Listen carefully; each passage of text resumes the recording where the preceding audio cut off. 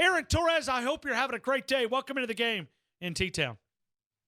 Ryan, did I just hear you say gaming headphones? Listen, there are a lot of things that I could picture on this planet. I think I picture Nick Saban leaving to go coach in the XFL more than I could picture you being a gamer. That just doesn't seem to add up to me, Ryan. I can't lie, man. No. I played Madden like 07 when Sean Alexander was on the cover back then. I had that game. Okay. It's been a while since I don't have a gaming system. I used to have an Xbox 360. That's what I'm talking about. These headsets used to be with my 360, and so I used to be able to. I used it for Xbox Live. You know what that is? Am I talking out of your language? A little bit, but yeah, man, I just, you're a married man. Your wife has an incredible, job and real responsibility. You host the most popular show in Tuscaloosa. I don't know, man. I never pictured you as a gamer, but like you said, I'm not a gamer. I'm not a gamer. I don't even. You were at some point, though, or you wouldn't have the headset. No. I know that, but that's like 10 years ago. Okay, but I was using these headsets. Okay, so here's the real story. Okay, Okay, I had a pair of these. My wife won't buy me a new iPhone because they're like $1,000. You realize that? Sure. So I've got an iPhone 6. I don't, because I have an Android, but continue. Okay, I've got an iPhone 6S. So if somebody feels sorry for me, we can like start kind of something, something fun, Ryan, to get him a phone. So my wife won't put one on the bill. She says that I got to pay cash for it. It's like $1,000. So I've not decided to buy a phone. I broke my headsets a couple days ago. Okay, so she is nice enough that she loans me her set. Torres, I broke them too. Wow. And so you're just a bad husband at this point. And then I had to go to the gaming headset. So I'm driving down the main road here in Tuscaloosa with some weird-looking headphones, but they work. And according to the people I was talking to, I had to do a radio interview, and they said they sounded okay. So I. Okay. All right. I'm just saying. How you doing, Torres? How has fall weather arrived in Southern California? Yeah, it's really funny. We've had very similar weather where I live in Southern California, very similar to what you were describing. For people who watch that UCLA-Oklahoma game, I live probably about 15 minutes from the Rose Bowl, and I think it was about 110 on the field when they kicked off last Saturday against Oklahoma. So I only bring that up because it was crazy hot here, and really just the last 2 or 3 days, I get up early, go to the gym in the morning, and walking out of the gym with the sun coming up, that's for the first time. It really does feel like we actually are heading towards fall here. So very similar to what you guys are experiencing over there, Ryan. All right, so here we go. Alabama, 3 weeks in, 47-23. We were able to beat those South Carolina Gamecocks. When you look at Alabama, what'd you see? Anything that grabbed your attention from a beatdown over in Columbia, South Carolina? Well, I don't know what the narrative has been on your show, Ryan, this week, but, I think there are, I don't want to say reasons for concern with the defense, but I'm a little concerned, and I'm not worried about Southern Miss. I'm not worried about, Auburn. I'm not. Arkansas. Exactly. And we know that Alabama doesn't measure itself against Arkansas and Ole Miss and Tennessee. Sorry to those guys, but it's true. But when we're talking, listen, I think it's a narrative. I talked about it on my podcast Monday. I believe it. The top 6 or so teams in college football, Alabama, Clemson, LSU, Georgia, Ohio State, Oklahoma, they seem to be separating themselves from the pack this year. And so I bring that up because, as we know, Alabama doesn't measure itself against Arkansas, Ole Miss, Mississippi State, whatever. They measure themselves against Clemson, Ohio State, maybe Georgia, maybe LSU. And so in the big picture, yes, I think that defense has to get as healthy as it can. I know there are some season-ending injuries, and also just get more comfortable playing together. We talked about the loss of Dylan Moses for weeks now, the leadership that he brought to that unit. I think they've got to get some confidence these next few weeks as they go into the tougher games in their schedule. Okay, so when you look at this offensive firepower, because, we've all been talking about it going here in college football, it has arrived. You've got to beat people Like, we've almost got arena football in college football. Is that fair? Sure.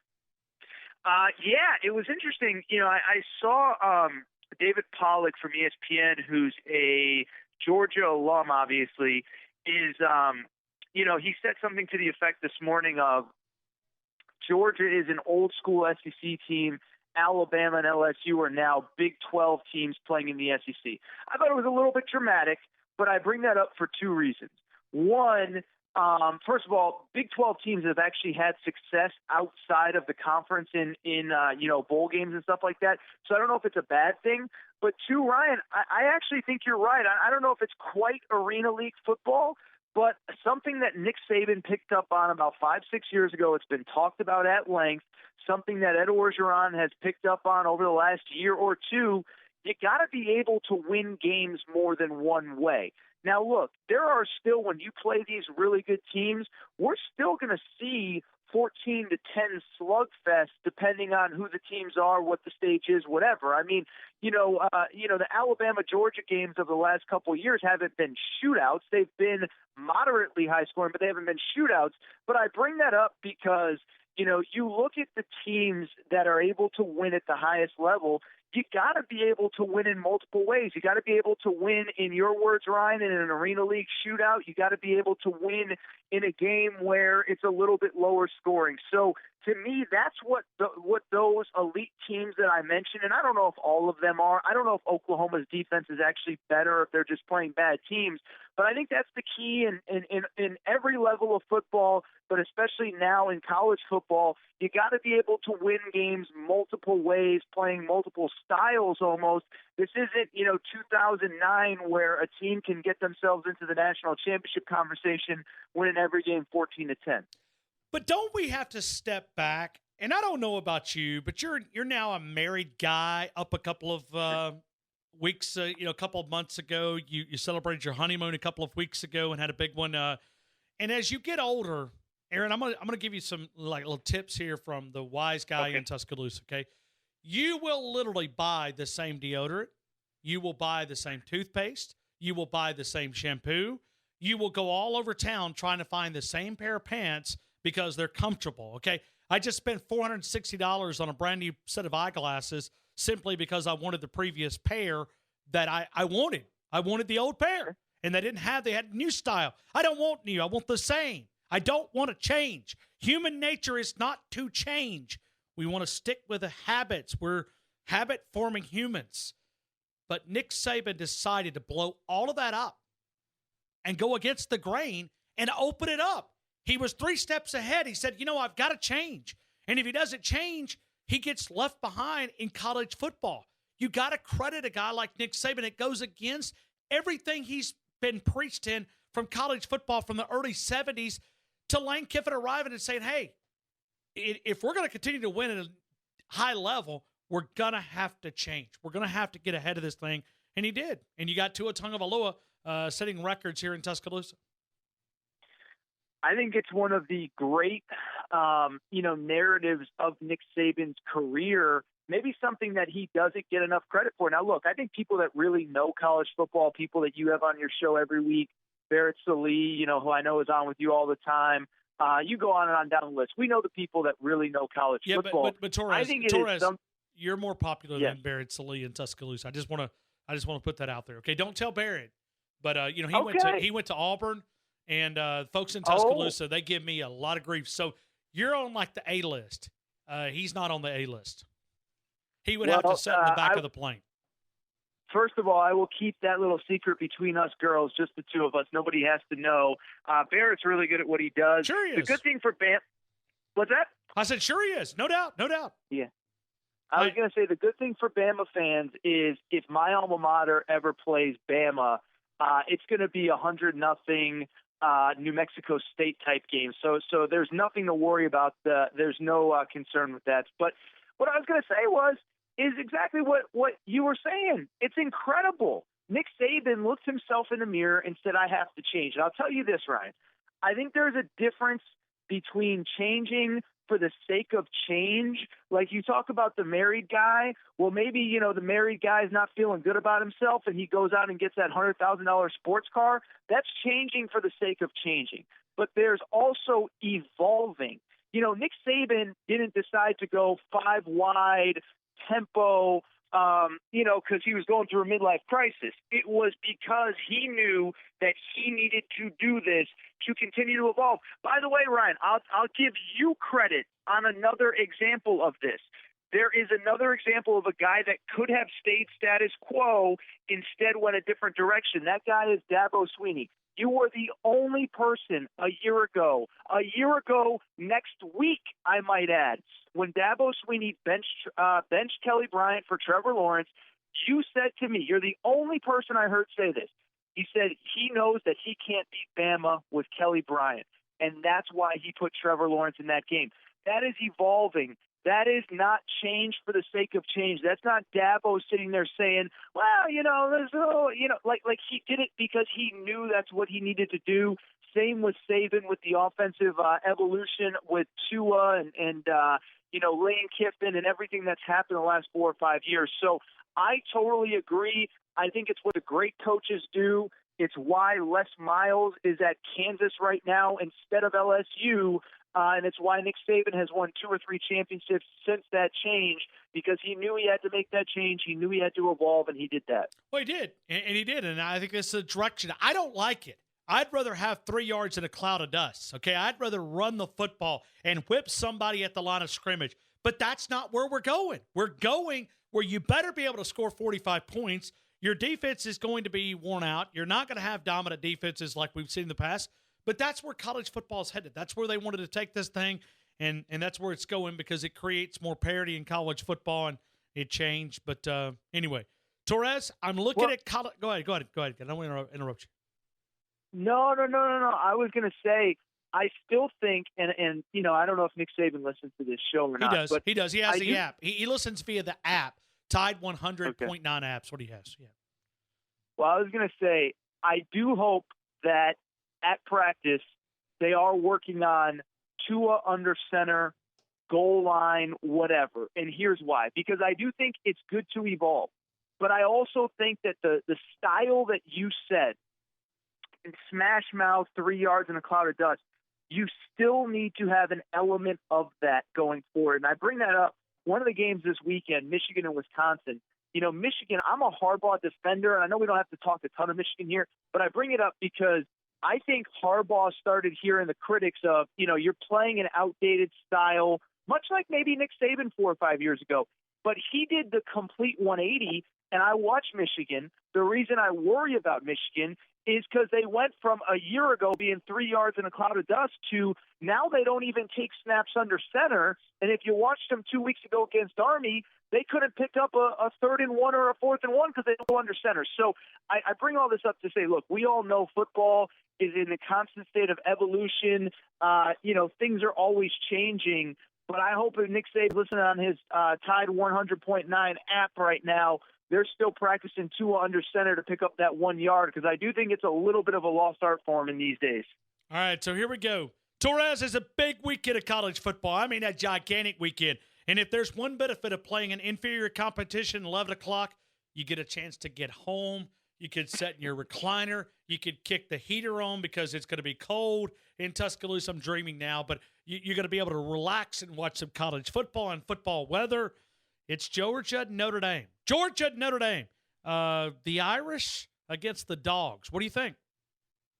So, you know me, Ryan. I'm not Mr. Anti-Notre Dame, right? I know it's easy to pick on Notre Dame. I know it's easy to say, they don't show up in big games or whatever. I'm not the guy that's going to sit here and tell you Notre Dame would lose to 14 SEC teams. I don't believe that. But what I do believe in this case, Notre Dame or Georgia's strength, which is their run game and their offensive line, is going directly against Notre Dame's weakness, which is their run defense. You add in the fact that Notre Dame is missing a bunch of skill position guys because of injuries, and I know everybody deals with injuries, but it's a bad time for Notre Dame to be out, without their best running back, one of their best wide receivers, etc. I want this to be close. I feel bad for Notre Dame that in some of these big games they get embarrassed, but this is another one where I think they're just going to get blown off the field, because I really do think that just Georgia is a substantially better team than them this year. And again, that Georgia's strength is going to go directly head-to-head with Notre Dame's weakness. All right, so as we look at mybookie.ag, I'm just curious, what other games grabs Aaron Torres' kind of eye as he looks at it and goes, Vegas, you're wrong. Experts of the desert, you're wrong. What do you see? What do you see around college football? What grabs your attention? Yeah, absolutely. I would say mybookie.ag, first of all, if you're going to wager a little bit this weekend, promo code Torres, 100% sign-up bonus, which basically means you double your money. You put in $50, you get $100. So mybookie.ag, promo code Torres is where you want to go. If you're gambling this weekend, I'll say this, Ryan, you're going to laugh. You're going to make fun of me. And maybe I'll look bad come Monday. Maybe you'll laugh me off the set next time I come on air. I can see a scenario where Tennessee plays Florida close in the Swamp. So Tennessee's about a 2-touchdown underdog. But what we have to keep in mind with Tennessee is this, right? First of all, that Georgia State debacle, they were leading going into the fourth quarter, had a complete meltdown. So it's about finishing. We all know that, right? But that's not an excuse. I'm just saying it's a reality. They were ahead. They should have won that game, whatever. Their second game that they lost was against BYU. They had the lead with under a minute to go, and they had BYU on 3rd and 20. So you take out that 3rd and 20 play, they beat BYU. They're 2-1 coming into this game, and people say, you know what, Tennessee's maybe not that bad. So I only bring that up. They're a 2-touchdown underdog at Florida tomorrow. It's a noon kickoff. The crowd won't be particularly rowdy. But on top of that, Florida's got a backup quarterback. Their offensive line is brutal. It's awful. They should have lost to Kentucky last weekend. And so when I look at this game, I just think Tennessee can keep it close. I'm not calling the outright win, but again, a 2-touchdown underdog on the road. I think they at least keep it close. And again, my bookie promo code Torres, mybookie.ag promo code Torres. They are my guys. And if you're going to be wagering on this game, use the promo code Torres. But I do think Tennessee can keep it close. All right, real quick, tractor drivers or the Aggies out in College Station? And that'll be our final question. That's another one that I like as well. So you know what the promo code is, all that stuff. But I will say I don't buy the tractor drivers. I don't buy Auburn. First of all, that A&M defense is actually really good. They've basically had one bad game since Jimbo Fisher got there. It was at Bama last year when Bama went up and down the field on them. And I think you're sending a true freshman into the fire in College Station. I think A&M wins going away. I think Auburn struggles to move the ball. So I like A&M. You get them about 3.5, 4 points somewhere in there. For the last time, mybookie.ag, promo code Torres, if you do want to put a little bit on this game. There it is, Torres, Torres, Torres. Torres. Find him on mybookie.ag. Find him on the Twitter account. You'll find him there at Aaron_Torres, the Aaron Torres Sports Podcast. Subscribe to it. Find it available right there. As always, we thank you so much for your time. I hope you have an awesome, incredible weekend, and we'll be recapping another victory the next time we speak next week. Torres, have an awesome weekend, man. All right. Thanks, Ryan. Have a good week.